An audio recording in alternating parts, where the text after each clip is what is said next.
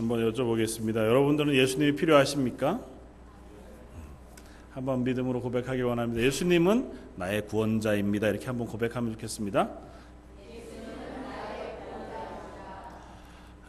우리가 믿음으로 신앙생활하면서 유일하게 우리 속에서 확인할 것은 아마 이 사실인 것 같습니다. 예수님이 나의 구원자가 되십니다. 오늘부터 요한복음을 가지고 몇 차례 함께 은혜를 나누고자 합니다. 특별히 올해 성경 퀴즈 대회도 요한복음으로 했고, 또 그것 때문에 성경 읽고 또 묵상하는 것도 요한복음으로 하신 줄 알아서 훨씬 더 좀 수월하게 요한복음 말씀들을 우리가 나눌 수 있으리라 생각이 되어집니다.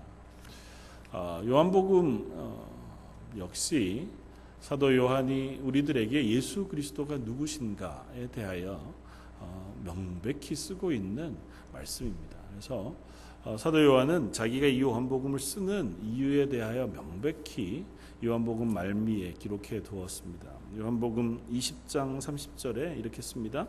예수께서 제자들 앞에서 이 책에 기록되지 아니한 다른 표적도 많이 행하셨으나 오직 이것을 기록함은 너희로 예수께서 하나님의 아들 그리스도이심을 믿게 하려 함이요 또 너희로 믿고 그 이름을 힘입어 생명을 얻게 하려 함이니라.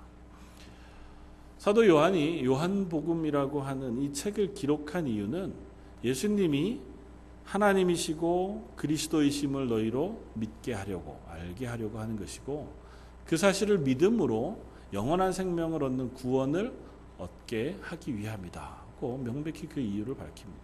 그래서 함께 요한복음을 우리가 살펴보면서 우리 속에 그 사실을 다시 한번 확인하는 시간 되었으면 좋겠습니다. 그런데 사실은 예수님이 그리스도이시고 하나님의 아들이시고 그것으로 인하여 십자가를 지신 그 구원의 은혜로 내가 구원받았다고 하는 사실을 여기 앉아 계신 분들 중에서 모르시는 분들은 거의 없을 겁니다. 문제는 우리가 그 사실을 알매도 불구하고 그 알미 우리의 삶 속에 어떤 영향을 주고 그 알미 우리 삶 속에 얼마나 큰 기쁨과 감격으로 자리하고 있는가를 한번 확인해 보기를 원합니다. 예수 그리스도를 믿고 구원 얻었다고 하는 것은 그저 이 땅 가운데 내가 살다가 죽고 나면 잘은 모르겠지만 천국에 가게 될 것이다 고 하는 그런 사실만 의미하지는 않습니다. 그렇지 않습니까? 물론 천국에 가는 것이 가장 중요하죠. 그러나 그 천국에 간다고 하는 희미한 사실을 내가 지식적으로 알았다고 하는 것이 내가 예수 그리스도를 믿고 그로 인하여 구원받았다고 하는 것의 전부는 아니라는 거죠. 사도 요한이라고 하는 사람, 그가 특별히 앞에 마태, 마가, 누가 복음, 특별히 요한복음은 아마 복음서 중에서도 가장 마지막에 쓰여졌을 것이라 그렇게 생각을 합니다.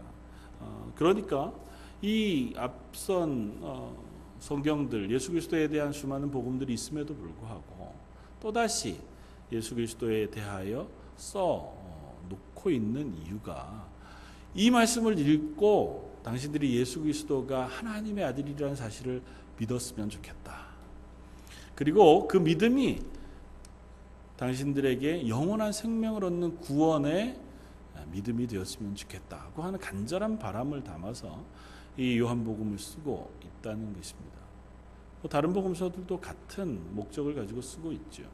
그럼에도 불구하고 사도 요한은 자기가 쓸 수 있는 수많은 것들, 조금 아까 우리가 20장 30절에 보았던 것처럼 이 기록되어진 것 말고도 수많은 표적들과 이사와 기사들이 있었어요. 예수님과 함께 다녔던 사도 요한은 특별히 3년여 동안 예수님을 거의 떠나지 아니하고 예수님과 동행했었던 사도였고 12명이 아니라 그 중에 몇 명만 데리고 가셔서 특별한 때에 거하셨던 때에도 한 번도 빠지지 않고 동행했던 사람이 사도 요한이었던 것을 우리가 기억합니다. 성경 곳곳에서 이 사도 요한은 예수님이 가장 사랑하시는 제자 이렇게 표현하고 있고, 그가 예수님을 늘 따라다녔고 예수님이 십자가에 달리시던 그 순간에도 십자가 발치 아래까지 따라가서 예수님의 마지막 순간에도 동참했던 유일한 사도가 사도 요한이었습니다. 모든 사도들이 순교하고 죽어가는 그 순간에도 어떤 의미에서는 오래도록 그가 교회의 지도자로 남아서 예수님의 어머니 마리아를 자기의 어머니로 섬기기도 했고, 또 하나님 주시는 은혜의 말씀들을 가지고 교회를 계속해서 섬겨왔던 사도가 바로 사도 요한이었습니다. 그가 사람들에게 혹은 성도들에게 예수 그리스도에 대하여 명확하게 설명하고 그 예수님이 누구신가, 하나님의 아들이시다고 하는 사실을 보여주기 위하여 이 요한복음을 쓰고 있습니다. 저희가 이 요한이 드러내 보여주는 예수님 이야기를 통해서 예수님 참 하나님이시구나 고 하는 사실을 우리도 함께 고백하기를 원하고, 그 예수님 참 하나님이신 예수님께서 나를 위하여 오셔서 내가 그로 인하여 구원받았구나 고 하는 감격의 고백이 다시 한번 되새겨지는 시간들이 되어지면 좋겠습니다. 그 구원의 감격이라고 하는 것은 결코 아무것도 우리 속에 변화를 일으키지 않는 그냥 의식적인 문장에 불과한 것은 아니기 때문에 그래요. 저와 여러분들이 하나님 앞에서 구원받았다고 하면, 그리고 구원의 그 은혜를 우리가 누렸다고 하면 필연적으로 우리 속에서는 감격과 기쁨이라고 하는 것이 존재해야 합니다. 왜냐하면 죽음에서 건짐을 받아 생명을 얻었다고 표현하거든요. 영원한 생명을. 물론 이 땅 가운데서 우리의 삶의 극명한 변화가 우리 속에 체험되어지거나 또 그런 변화가 쭉 계속 이어지지 않는 것 때문에 때로는 우리가 그 구원의 감격을 잊어버릴 수도 있고 놓쳐버릴 수도 있긴 하지만, 그러나 우리가 구원받은 사람이라면 우리는 그 구원받은 은혜와 기쁨을 우리 속에 간직하고 그것을 풍성하게 누릴 수 있는 자격을 가진 사람들이라고 하는 사실은 성경이 분명히 이야기합니다. 바라기는 저희 런던 제일장로교에 속한 모든 성도들의 삶 속에, 저와 여러분들의 말과 혹은 삶과 행동 속에 그 구원의 기쁨과 감격이 경험되어지고 또 드러나고 그것이 나누어지는 은혜가 있기를 주님의 이름으로 축원을 드립니다. 이것이 참 그리스도인 되어진 기쁨일 것입니다. 나는 알기는 하는데 그게 뭔지 잘 모르겠습니다. 사실은 그렇습니다. 구원의 감격이 뭘까요? 나는 매일매일은 이렇게 표현하면 이제 아무도 대답하기 어려우니까, 나는 그래도 구원의 감격을 누리며 산다. 여러분들 구원의 감격을 누리며 사십니까? 자꾸 곤란한 질문 하지 마십시오. 설명을 해주셔야지 자꾸 질문해가지고 나로 하여금 답답한 수준에 이르게 하지 마십시오. 사실 어려워요. 구원의 감격을 누린다는 게 뭘까요? 어떤 감정이 내게 느껴지는 걸까요? 구원받은 기쁨이 내 속에서 이렇게 피어나서 그냥 실없이 웃고 다니고 맥없이 행복해하면서 그렇게 사는 그런 걸까요? 그것도 있습니다. 구원받은 기쁨은 그런 감정을 포함합니다. 분명한 것은, 그러나 그 구원의 감격은 항상 우리 속에 풍성하게 자리해서 변하지 않는 것은 아니라는 겁니다. 우리에게 구원의 그 은혜가 주어지고 우리 속에 성령님이 오셨다 할지라도 우리가 때로는 그 구원의 기쁨과 감격을 놓치면서 살아가기도 된다는 사실을 성경은 누차 이야기합니다. 특별히 구약의 다윗의 고백을 우리가 시편을 통해서 계속해서 살펴봅니다. 다윗이 하나님 앞에서 간절히 기도하면서 하나님 내게 구원의 기쁨을 회복시켜 주십시오. 그렇게 기도합니다. 그가 전에는 하나님이 나의 하나님 되시다고 하는 그 감격 때문에 내가 사망의 음침한 골짜기를 다닐지라도 내가 해를 두려워하지 아니하고 하나님이 지키시는 그 인도하심으로 인하여 든든합니다. 여호와는 나의 목자십니다. 고백했던 다윗이었지만, 그가 밧세바로 인하여 범죄하거나 혹은 하나님 앞에서 범죄하여 하나님의 곁을 떠나 스스로가 주인이 되는 삶을 살기 시작한 때부터 그 속에 그 구원의 감격을 잊어버렸습니다. 그렇다고 해서 다윗이 그 삶 자체를 완전히 못 살았느냐? 그렇지 않습니다. 성경을 보면 다윗이 밧세바로 인하여 범죄하고 나서 나단이 그에게 와 그 범죄의 사실을 지적하는 동안 근 1년이 되는 기간 동안 다윗은 왕으로 잘 살았습니다.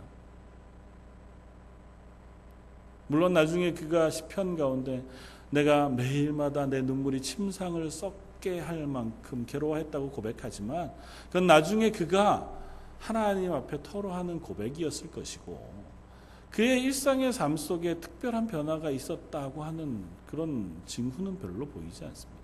애써 무시했거나 애써 담담하게 살아왔거나 아니면 죄가 그 기쁨을 누르고 사는 것에 익숙해져 있었거나 아마 그랬을 것입니다. 비로소 하나님께서 그 마음의 죄를 지적하여 그가 하나님 앞에 범죄하였다는 사실을 깨달은 순간 비로소 하나님 앞에 내게 구원의 감격을 회복해 주시기를 사모하는 기도를 했고 그가 그 구원의 감격을 사모하는 마음을 갖게 되었다는 거죠. 저 여러분들이 하나님 앞에서 구원받은 그리스도인이지만 사람마다 혹은 우리가 하나님과의 친밀한 교제를 가지는 정도에 따라서 하나님 주시는 그 구원의 감격과 기쁨을 누리는 사람도 있을 테이고 혹은 희미하게 가지고 있는 분들도 있을 줄 압니다. 바라기는 우리가 이 땅 살아가는 동안 하나님 주신 그 구원의 감격을 만족하게 누리고 그것을 나만이 아니라 다른 이들에게도 흘려내보낼 만큼 넉넉하게 누리는 저 여러분들 되시기를 바랍니다. 하나님 저와 여러분들을 부르신 이유는 그 하나님의 사랑과 구원을 흘려내보내는 축복의 통로로 왕같은 제사장으로 부르셨다고 하는 사실을 성경은 누차 얘기하고 있기 때문에 그렇습니다. 그래서 앞으로 살펴볼 이 요한복음을 통해서 우리는 예수님이 누구신가고 하는 것을 계속해서 확인해 볼 겁니다. 사도 요한은 이 요한복음을 통해서 예수님이 누구시냐고 하는 것에 거듭 집중해서 질문하고 또 그것에 대해서 예수님이 보여주시는 이적과 기사들을 통하여 예수님이 바로 하나님이시다라고 하는 사실을 드러내 보입니다. 그리고 예수님이 그 이적 뒤에 설교하시고 말씀하시는 그 과정들을 통해서 나는 생명의 떡이다. 나는 목자, 선한 목자다. 그렇게 선포하시는 설교의 말씀을 통해서 예수님의 하나님 되심의 성품을 이 요한복음을 통해서 우리에게 설명해 줍니다. 그러면서 이 요한복음을 통해서 우리가 얻을 수 있는 것은 예수님이 누구시냐도 확인하게 되지만 예수님을 통하여 하나님이 우리를 향하여 어떤 분이신가를 발견하게 되었습니다. 요한복음엔 거듭거듭 예수님이 행하시는 기적, 이적 이것들을 표적이라는 단어로 설명합니다. 표적은 기적이라는 의미로도 쓰여지지만 사인 혹은 표시라고 하는 의미로도 쓰여집니다. 아주 독특한 표현으로 쓰여지는데 예수님이 행하시는 수많은 일들이 있었어요. 그러나 그것이 기적적인 일이든 아니면 일반적인 예수님의 삶이든 그것이 다 표적이라고 사도 요한은 설명합니다. 어떤 표적이냐면 바로 예수님이 하나님의 아들이라고 하는 증거다라고 설명해요. 그러면서 예수님 안에 드러나는 하나님의 모습을 우리에게 보여줍니다. 하나님이 바로 이런 분이시다. 예수님이 나는 생명의 떡이다고 말씀하시고 오병이어로 5천여 명의 먹을 것들을 먹여주신 사건 속에서 예수님은 참 긍휼이 많으시구나. 가난하고 배고픈 이들에게 밥을 먹여주시는 예수님이시구나만 설명하는 것이 아니고 하나님은 우리를 먹이시고 우리를 입히시는 우리의 생명의 주인 되신다고 하는 사실을 그 예수님의 사역과 예수님의 말씀을 통해서 우리에게 보여주신다는 겁니다. 그래서 우리는 예수님을 통해서 하나님이 나에게 어떤 분이시구나를 비로소 더 분명하게 발견하게 되어진다는 거죠.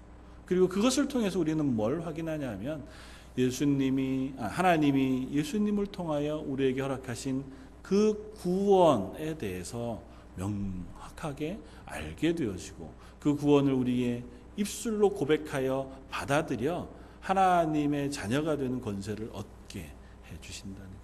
오늘 우리가 읽었던 12절 13절 말씀처럼 영접하는 자 곧 그 이름을 믿는 자들에게는 하나님의 자녀가 되는 권세를 주셨으니 이는 혈통으로나 육종으로나 사람의 뜻으로 나지 아니하고 오직 하나님께로부터 난 자들이니라. 이 수많은 예수님의 표적, 말씀하신 사역을 통해서 하나님, 그 하나님 되심을 입술로 고백하게 하시고 그 하나님이 우리의 구원자로 보내신 예수 그리스도를 받아들여 영접함으로 하나님의 자녀가 되는 권세를 우리에게 허락해 주신다는 것입니다. 그리고 그것은 결코 우리 속에 그냥 한번 지나치고 말 것으로 끝나지 아니한다는 사실을 말씀들을 통해서 계속해서 말씀해 주고 계십니다. 예수님이 행하시는 수많은 이적들을 많은 사람들이 봅니다. 그리고 특별한 기적들, 어떻게 저런 일들을 할 수 있지? 그러면서 이건 하나님이 하시지 않으면, 아니면 하나님의 사람이 아니고는 이런 표적을 행할 수 없다고까지 바리새인들이나 이스라엘 사람들이 이야기해요.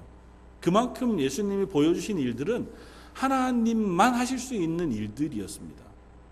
그런데도 그것에 대한 반응이 두 개로 나뉘어집니다. 어떻게 나뉘어지냐 하면 한 사람들은 그 이적과 표적을 보고 예수 그리스도를 주로 시인하여 예수님의 뒤를 따르는 제자들이 돼요.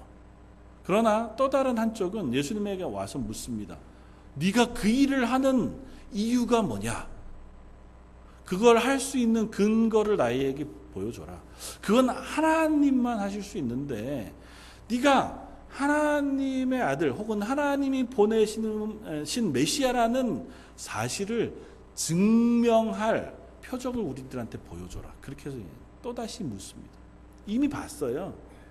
그들에게 보여주신 말과 그들에게 행하신 모든 표적들은 자기 입술로도 이건 하나님이 보내신 것이 아니면 할 수 없다고 고백해 놓고 다시 예수님에게 와서 또 말합니다. 표적을 또 보여주시오. 예수님이 그들에게 뭐라고 말씀하십니까?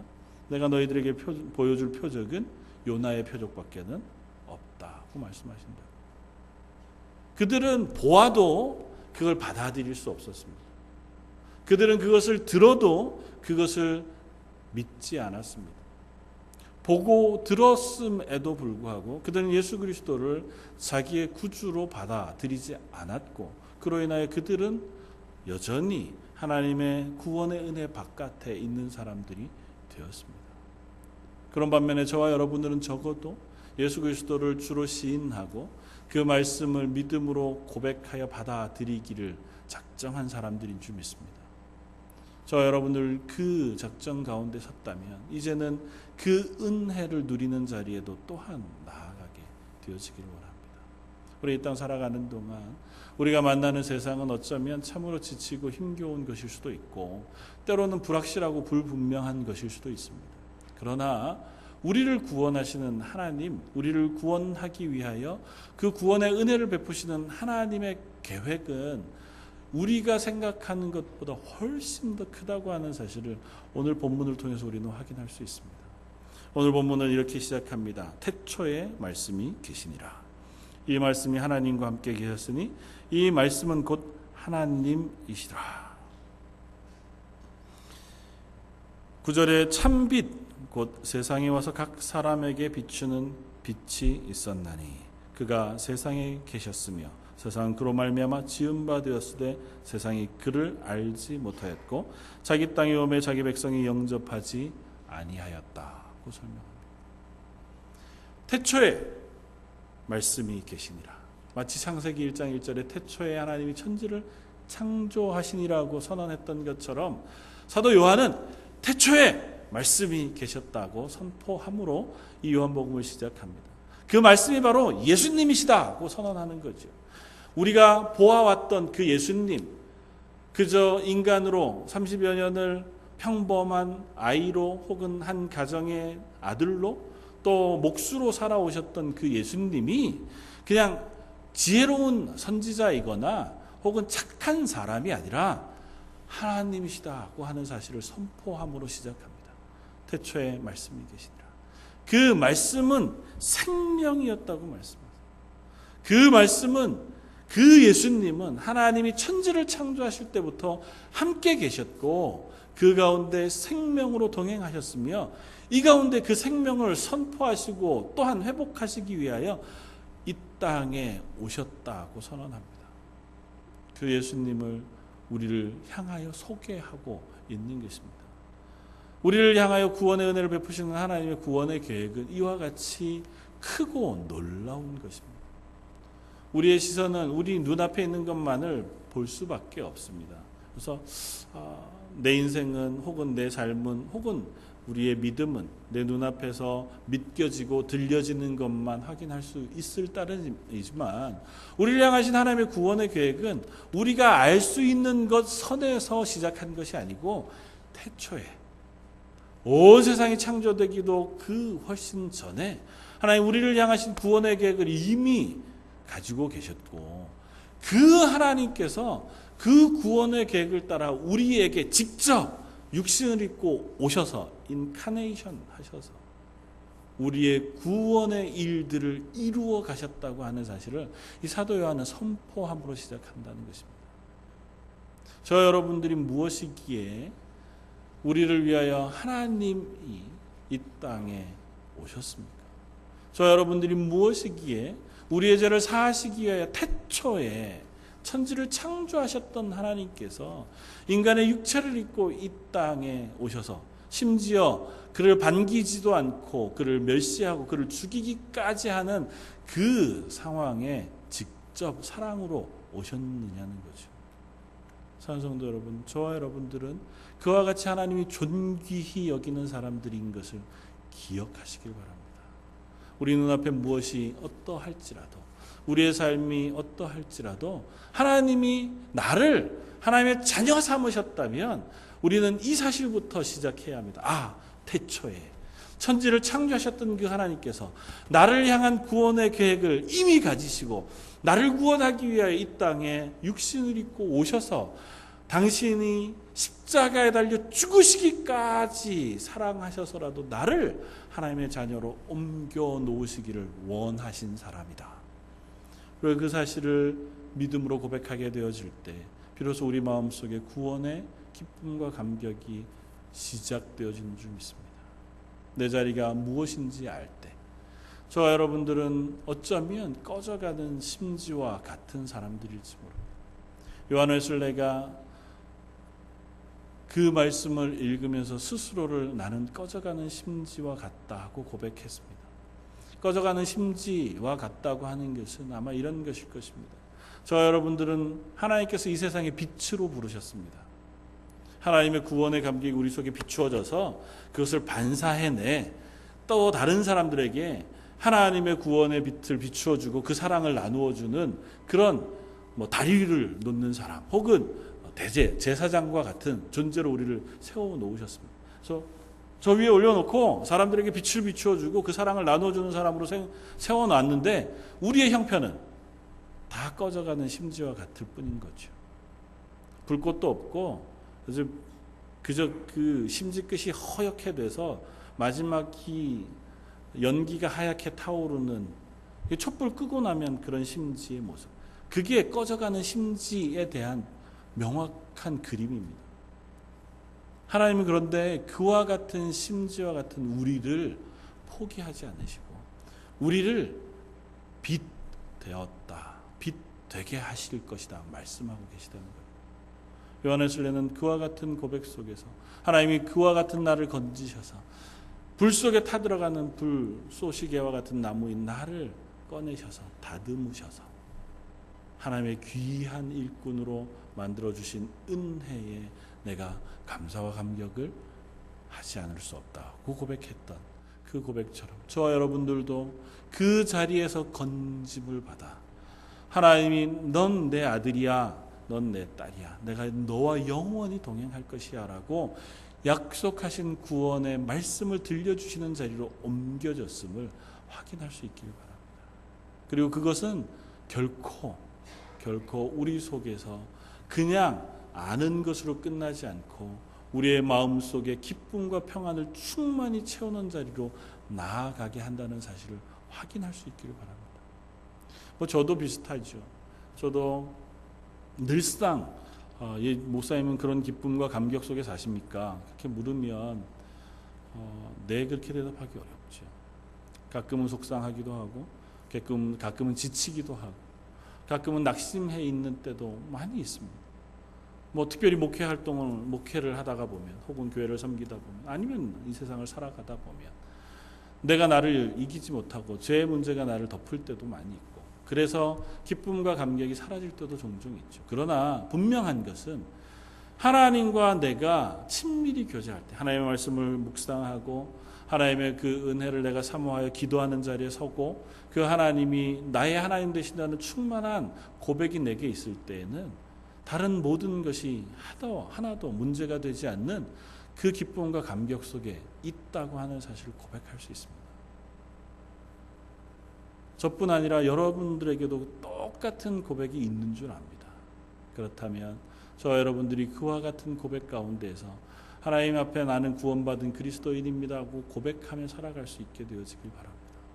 그리고 나아가서 저와 여러분들을 빛으로 세우신 하나님 앞에 이 세상 가운데 그 구원의 기쁨과 감격을 나누어 주는 자리에 설 수 있는 저와 여러분들도 또한 되기를 바랍니다. 저와 여러분들의 말이, 저와 여러분들의 행동이 이 세상에 하나님의 구원을 선포하는 하나님의 제자, 하나님의 교회로 부르심을 받았다는 사실을 우리는 기억해야 합니다. 하나님은 그들이 있는 곳을 주목해 바라보시고 그 땅에 하나님의 복을 부어주시기를 맞이하신다는 사실을 우리는 기억하기를 원합니다. 요즘 우리가 계속해서 말씀 묵상하는 본문이 다니엘서의 말씀입니다. 지난 금요일 혹은 토요일 다니엘서 말씀의 묵상 가운데 느부갓네살이라고 하는 바벨론의 왕에게 하나님이 이상과 꿈 가운데 말씀하시는 장면을 다니엘서에서 쓰고 있습니다. 그 말씀을 묵상하면서 새벽 예배 때도 나누었지만 이런 의문이 들었습니다. 하나님이 왜 느부갓네살이라고 하는 사람에게 이와 같이 여러 번 특별히 꿈속에 나타나시고 이상 가운데 말씀하실까? 그렇다고 해서 느부갓네살이라고 하는 왕이 막 회심해서 하나님의 구원받은 사람이 되고 하나님을 높이는 사람이 되었느냐? 별로 그래 보이지 않는다고요. 말로는 그렇게 고백해요. 그러나 다음에 보면 또 우상 섬기고 또 자기의 뜻대로 그저 살아가는 그냥 이방 나라의 한 왕에 불과합니다. 하나님이 그에게 왜 이토록 특별한 이적을 베풀어 주시는 걸까? 느부갓네살에게만 나타나는 게 아니에요.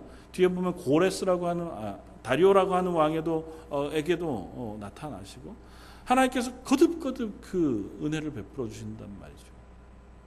왜일까요?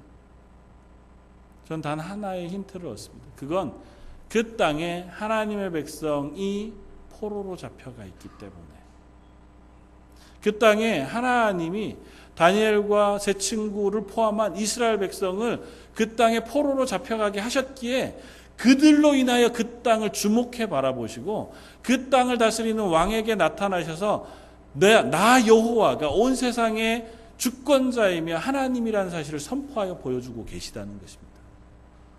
사랑하는 성도 여러분, 저와 여러분들이 이 땅 가운데 하나님의 백성으로 있는 한 저와 여러분들이 있는 그곳에 하나님의 관심과 주목이 있음을 우리가 고백할 수 있기를 바랍니다. 저 여러분들이 하나님을 찬양하고 하나님을 예배하는 그 자리에 있을 때에 하나님은 나 때문에 내 가정에게 혹은 내 주변에 있는 사람들에게 관심을 가지시고 그곳에 하나님이 하나님 되시다고 하는 사실을 보여주시고 선포하시는 하나님이신 줄 믿습니다. 교회는 그와 같은 역할을 하는 것이 교회인 줄 믿습니다. 이 마지막 때에 어쩌면 온 세상이 다 하나님을 모르고 하나님 앞에서 실패해가는 이 시기에 교회들을 세우셔서 그 교회 때문에 하나님께서 그 땅을 기다리시고 참으시고 은혜 베푸시고 또 복 주시기를 기뻐하시는 그러한 은혜가 있는 줄 믿습니다. 저와 여러분들이 하나님 앞에서 저희 런던 제일장로교회가 하나님 앞에서 그와 같은 역할을 감당하는 하나님의 교회 되기를 주님의 이름으로 축원을 드립니다. 한번 같이 기도하겠습니다. 감사와 찬양을 받으시기에 합당하신 주님, 저희를 하나님의 교회로 부르시고 우리들에게 예수 그리스도의 구원의 은혜를 허락하여 주셔서 영접하는 자, 곧 그 이름을 믿는 자들에게는 하나님의 자녀가 되는 권세를 허락하여 주시니 감사합니다. 창세전부터 계획하시고 베풀어 주신 그 은혜로 인하여 저희가 하나님의 자녀되고 하나님의 교회 되었사오니 그 교회됨에 합당한 삶과 그 고백이 저희 속에 일어나게 하여 주시고 그 기쁨과 감격이 여기에 모인 모든 성도들의 삶 속에 충만하게 하여 주옵소서. 그래서 저희 런던 제일장로교회가 이 마지막 때에 하나님의 영광을 드러내고 하나님의 사랑을 흘려내보내며 그 구원의 귀한 첫 자리가 되어지는 교회 되게 하여 주옵소서. 오늘 말씀 예수님 이름으로 기도드립니다. 아멘.